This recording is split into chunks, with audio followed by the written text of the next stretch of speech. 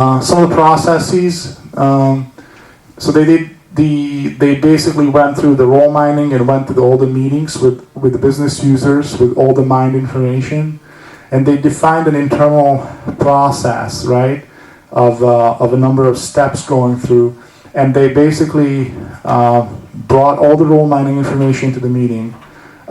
They presented logical grouping and got feedback from managers, defined the role definitions and sign off on roles, and implement in the test system and roll out to pilot organizations and do review.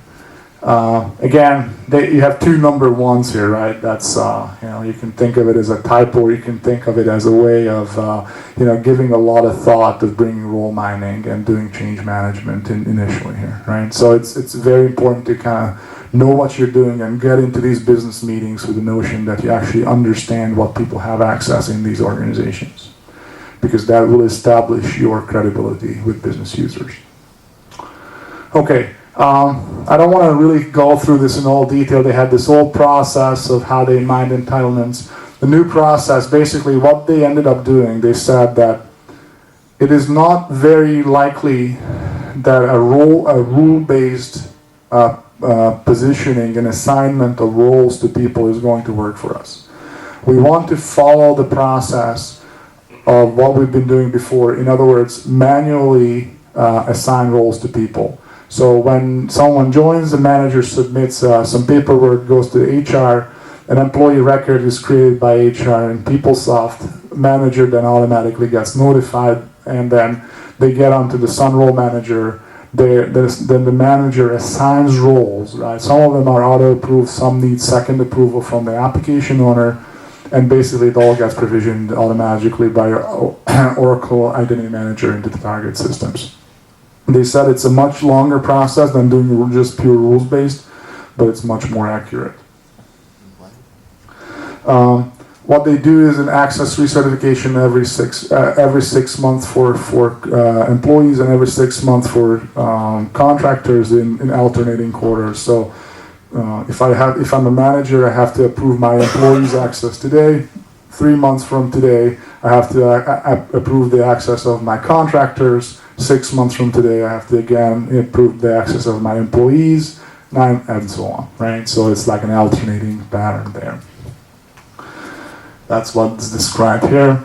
Some technology aspects. They did a proof of concept session with the vendors, asked the right questions. And again, money and happiness. If you don't know what your questions are, you cannot ask the right questions from the vendors. So you have to be sure that you really understand your requirements before you select the product. They discarded the incumbent vendor. I talked about that, who was already there. So Sun Role Manager won this, and the project took about 3 years and $12 million to implement, and had an extremely high services to licenses ratio, which underlines what I've heard in conversations when we were doing the wave process, when we interviewed people for the wave process, that it really doesn't matter how much any kind of identity management software costs for you. So the license price for the identity manager software is really not very much relevant, because you're going to spend a lot more money on implementation, right? Either internal implementation or professional services implementation.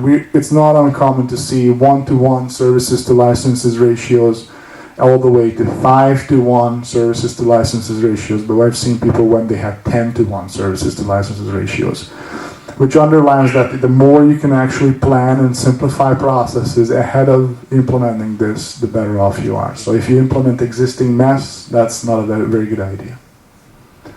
Again, some points here. Keeping things simple is very important, right? I just want to talk real high level about how people implemented this. Basically, they had 3 roles that they set up. One of them was an employee role, which is basically if you work for the company, you get your email access through this role, you get your basic access in Active Directory through this. And there's a basic job role with the job function and a location role. And they created some sub-roles or auxiliary roles, essentially to grant right access. Their rule of thumb was having 20 people in a role, and about 300 to 400 roles for 60% of 8,000 people. So again, if you look at this, this is again pretty much in line with what I was describing earlier. This is about 4 to 5% of the 8,000 roles. So again, not bad. Some roles have 30 or 50 entitlements, some only 2 or 3. So you can, when you design a role system, you can expect imbalances as far as how many roles and pieces of entitlement there are in the role, and also how many people belong to a role. Right? Okay, so all these things will be very much imbalanced. And they had weekly meetings to avoid role proliferation, role growth, overgrowth using the tool. So basically, they reevaluated every week. Are we doing it right?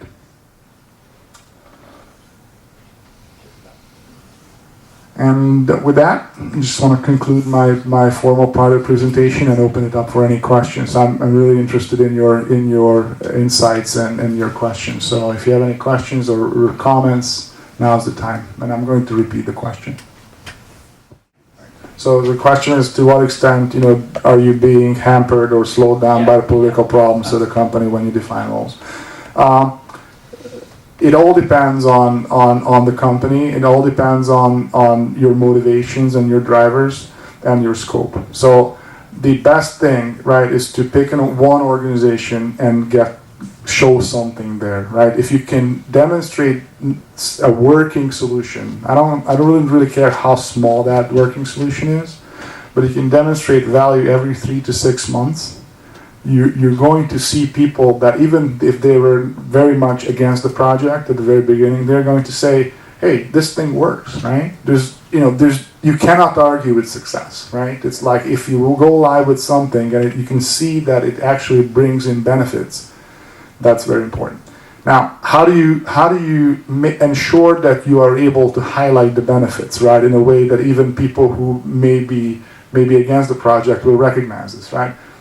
You need to, again, do some homework. You have to sit down, right, and find out how much time you manually spend on all these processes that we talked about before, during, and after implementation. So you have to kind of know, this is the number of people we have, this is how long it takes for us to onboard someone, this is how long it takes for us to offboard someone.